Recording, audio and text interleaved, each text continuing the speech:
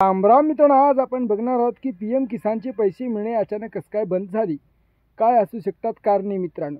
तर मित्रांनो, तुम्हाला जर वाटत असेल की आपण KYC काही आपली पेंडिंग असल्यामुळे अडकली असतील, तर मित्रांनो तशी सस्पेन्स असलेले पैसे वेगळे आणि बंद झालेले वेगळे मित्रांनो.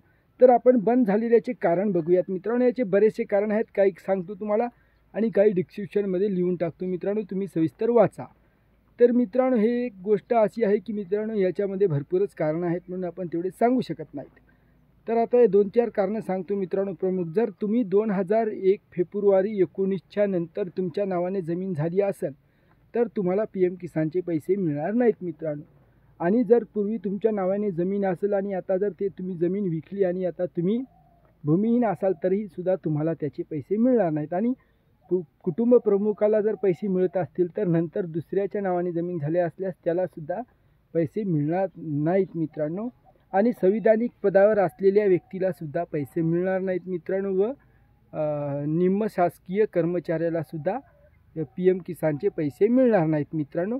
आणि अनधिकृत मित्रांनो, म्हणजे रजिस्टर जर तुमचा कोणता उद्योग असेल आणि तुम्ही शेतकरीसुद्धा असाल, तरी तर सुद्धा तुम्हाला PM किसानचे पैसे मिळणार नाहीत मित्रांनो.